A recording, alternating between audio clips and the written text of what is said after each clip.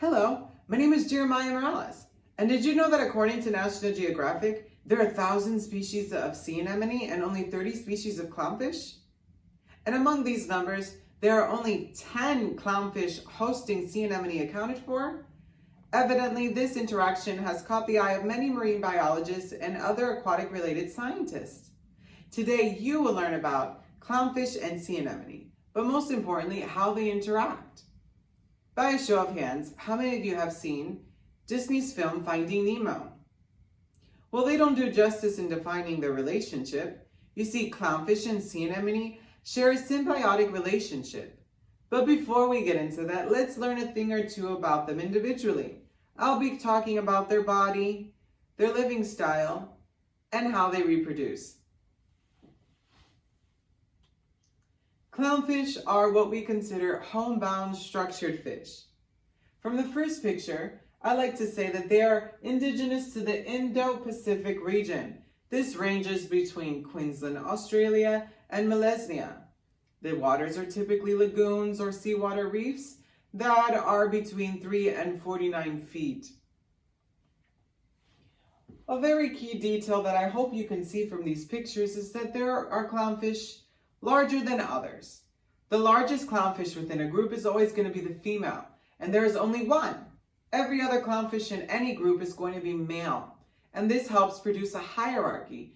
You see, once the female dies, the largest male in the group will ascend and become female himself. Yes, they are protenderous hermaphrodites, as Stephanie Boyer, researcher and staff member for the Florida Museum of Natural History would say.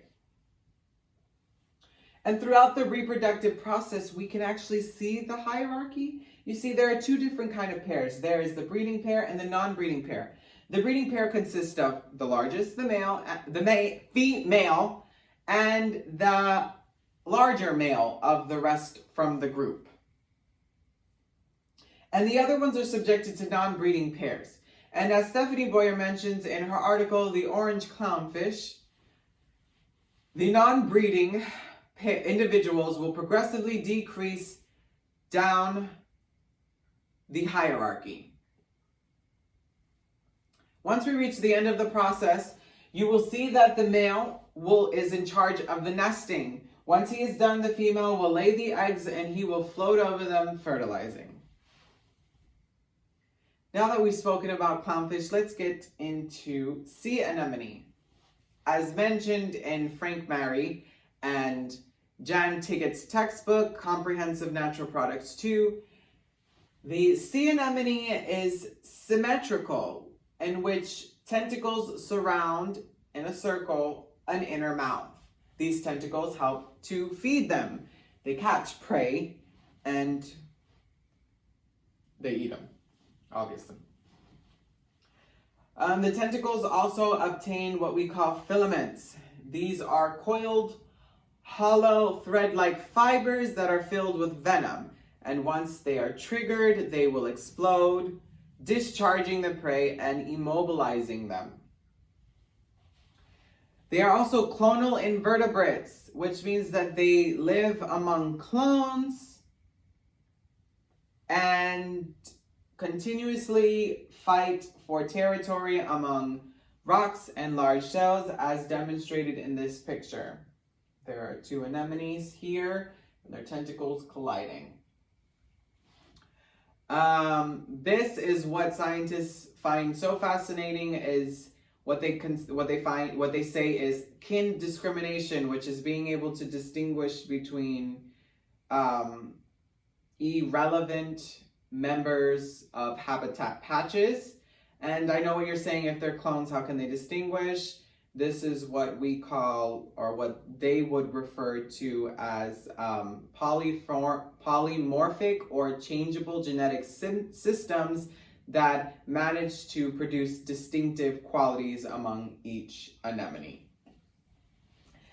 Lastly, we'll be going over how they reproduce. They do reproduce asexually, but they do it in 3 different ways. One is internal fertilization, in which they secrete tiny baby anemones that swim to the base and remain there throughout growth to be protected by the main anemone.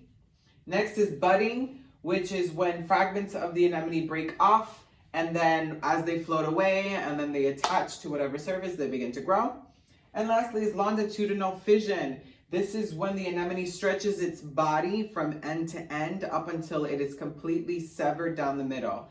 As you can see here, it's slowly beginning to cut itself in half. And once it does, it becomes two identical pieces, two separate identical anemones. As you can see, clownfish and sea anemone are very much different, but although they are different species, they coexist, and in doing so, they create a very, they just live really well together, okay? So this is when we go ahead and ask the question, if sea anemone are very predatorial, how come they don't attack clownfish? Well, there is an answer to that. There are two reasons. One is clownfish have a mucus that surrounds their whole body, which helps resist the stinging. And the other reason is that they swim in and out of the tentacles continuously, which helps produce antigens, which is an immune response done by the body.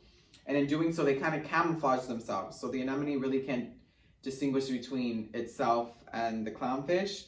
So it just prevents it from stinging them. The clownfish and sea anemone do help protect each other. Clownfish hide in their tentacles because their tentacles do sting the prey for them. And the clownfish protect the sea anemone. Like in this picture, they help scare off fish that are interested in eating them, such as butterfly fish. Clownfish and sea anemone also feed each other. Essentially, the clownfish acts as a beacon, so it attracts certain predators, and in that case, the sea anemone will attack them and eat them. And then the sea anemone actually feeds off of the algae and zooplankton. Zooplankton are microscopic organisms that you see here.